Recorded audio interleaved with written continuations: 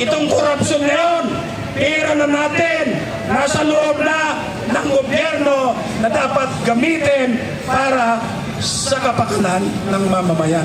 Tapos nanakawin lang nila. So kinakailangan mga kasama, bantayan natin tuloy-tuloy. Kayo mga nandito, panimula pa lang ito, hanggat hindi ipapakulong yung mga responsable kasamang mastermind at hindi natin nababawi yung pera ng mamamayan na sa atin di po yan. Sa araw na ito mga kasama, hiwa-hiwalay yung mga nagrarally. Tayo, nandito tayo at mayroon tayong permit. Kaya lang, sa dami nagrarally, iba-iba yung tema ng kanyang dinadala. Kaya ba't tayo, kami sa Power Movement sa Aglo at ibang mga kasamahan pa, nagpapasalamat sa inyo, lalong-lalo na yung mga kasamahan natin na nanggaling pa sa Mindanao, yung mga kasamahan nating nandito sa kasalukuyan. Alam niyo po, kung nabubuhay si Andres Bonifacio, malamang sa malamang, hindi lang natin siya kasama, malamang siya pang nangunguna para ipaglaban ang mamamayang Pilipino, hindi lang mga manggagawa sa kanilang karapatan, kundi i-denounce, ibulalas, isigaw ang nangyayaring korupsyon sa ating bayan sa kasalukuyan. Kaya po, mga kasama, huwag nating kakalimutan. Bukod sa karoon ni Bonifacio, nandito tayo parang ipaabot sa inyo sapagkat yung ibang mga kasamahan natin medyo may konting kalituhan pa. Ano ba? Sa kasaysayan ng Pilipinas, alam nyo, may edad na rin po ako eh. Marami ng administrasyon yung pinagdaanan ko at tuloy-tuloy na nagkikipaglaban para sa manggagawa at sa mamamayang Pilipino. Pero itong administrasyon na ito ang pinakakurap. Napakakurap po. Kinakailangan makipaglaban tayo para sa karapatan ng manggagawa at sa mga Pilipino. Alam nyo ba, dahil dito sa krisis na ito, itong korupsyon sa flood control, ang dami nating kasamang manggagawa na apektado, tanggal na sa trabaho sapagkat halos lahat ng kumpanya konektado sa construction ay liot na. Ang ibig sabihin yan, ilang daang libo na naman ang mawawala ng trabaho.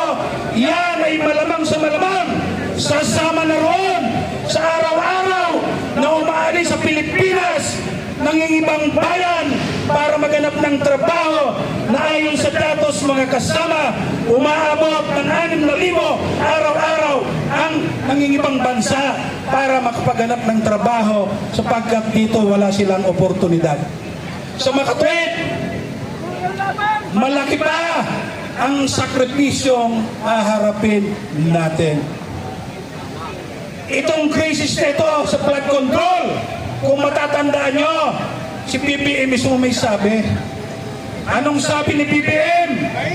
Nung alam niya na matutuklasan na ng mamamayang Pilipino ang napakalaking korupsyon, sinabi niya doon sa Sona, diba? Una, nagyabang.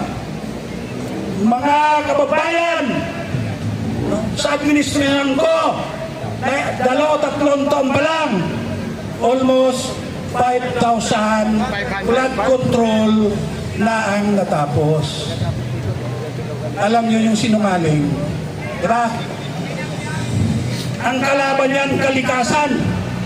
2 araw after na nagsalita si Marcos na napakaganda ng flood control project niya ay binaha hindi lang Metro Manila kundi halos buong Pilipinas.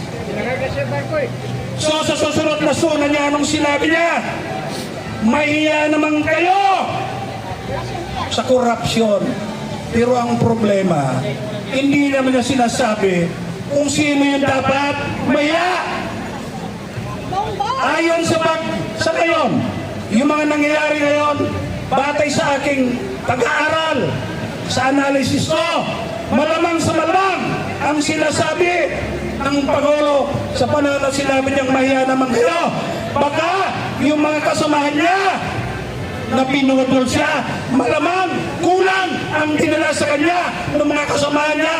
Kaya sila ang dapat mahiya.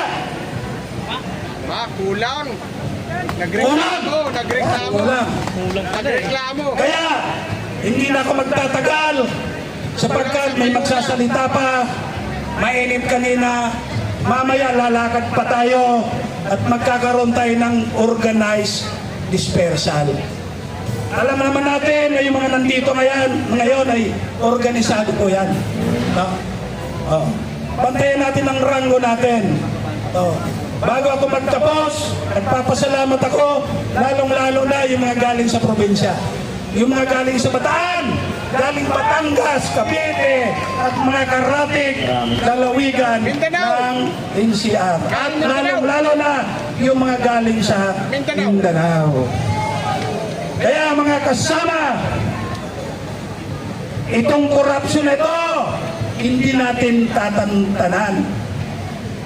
May kasabihan, marahil hindi tayo ganong kalagayan ngayon. Diba? May kasabihan mga kasama na sa 1,000 milyang pakikipaglaban nag-uumpisa sa unang hakbang. Ito marahil unang hakbang pa lang natin.